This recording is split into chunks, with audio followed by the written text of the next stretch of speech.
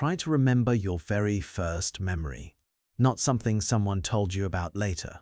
An actual picture still sitting in your head. Maybe you are 4, maybe 5. There is cake, or a broken plate, or your mother's face close to yours in the dark. Now push further back. Go to when you were 2. 1. 6 months old. There is nothing there, not fog, not haze, just absence. Like that whole stretch of tape was never recorded in the first place. But here is the reframe. Your brain wasn't broken during those years. It wasn't lazy, and it wasn't too small to notice the world happening around it. As far as researchers can tell, your brain was doing something closer to the opposite of forgetting. It was building itself so fast that it had almost no room left to keep the receipts. Scientists have a name for this gap. Freud called it infantile amnesia. Back at the start of the 1900s, he believed children buried those years on purpose, pushed them down because of feelings too uncomfortable to hold on to. That theory sounded clever for decades. It also happened to be almost entirely wrong. Here is the part that should bother you. Small children do remember. Vividly, in fact. Psychologist Carole Peterson at Memorial University of Newfoundland spent years interviewing children about real events. A trip to the hospital, a house fire, or a broken arm from falling off a bike. Kids as young as 2 or 3 could describe these moments in sharp detail, right after they happened. Colors, sounds, who was standing where, and what they said. So the memories were there. Something happened to them later.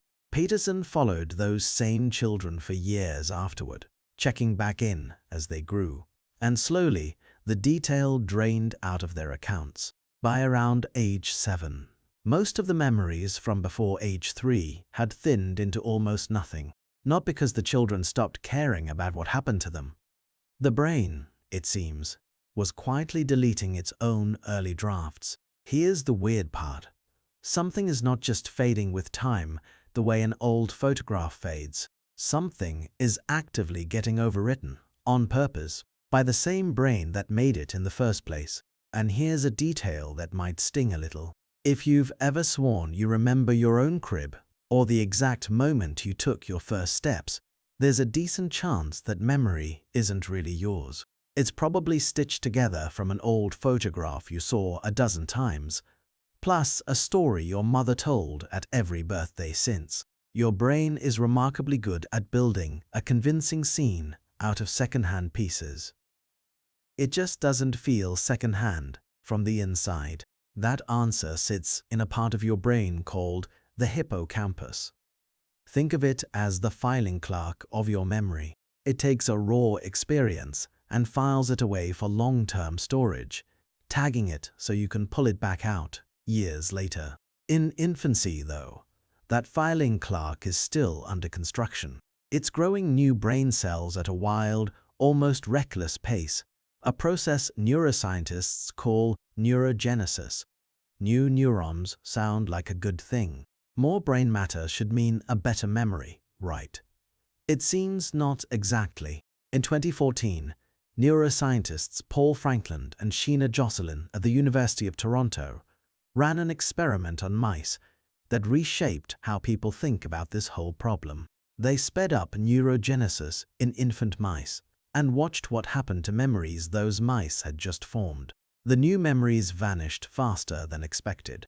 Then they slowed neurogenesis down in adult mice, and older memories stuck around longer than anyone predicted. The takeaway ran almost backwards from what most people assumed going in. It's probably not that a baby's brain is too undeveloped to hold a memory. It's that the brain is developing too fast for its own good. New cells keep wiring into the same circuits that were holding your earliest memories. Old connections get bumped, rerouted, and sometimes erased, all before those memories can settle into anything permanent. Your first years weren't empty. They were just too busy being built to save anything for long. Some researchers, like Patricia Bauer at Emory University, have tracked how this fading timeline shifts as children grow older. The later a memory gets formed, the more likely the hippocampus is finished enough construction to actually hold onto it.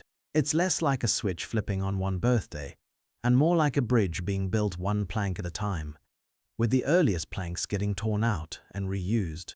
There's a mirror to this happening in your adult brain, right now, as you listen. The hippocampus never fully stops growing new cells. It slows down enormously after childhood, but it keeps a small trickle going, especially if you exercise or learn something unfamiliar.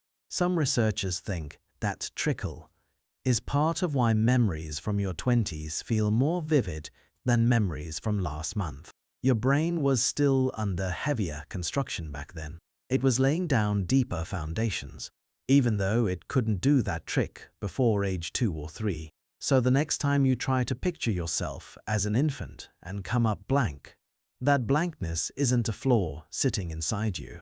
It's evidence of a brain working overtime, tearing down its own scaffolding as fast as it put it up, just to make room for the version of you that could finally hold on to a memory and actually keep it.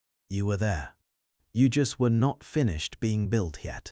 Somewhere underneath all that missing footage, your brain was quietly deciding which parts of that early self were worth keeping around. Strange to think the you sitting here right now is partly made out of what got erased before you ever had a say in it. If your brain has been quietly rewriting itself since before you could even talk, it's probably worth paying attention to what else it has been shaping, without asking your permission. Subscribe to Vestige for more of what your own mind has been hiding from you.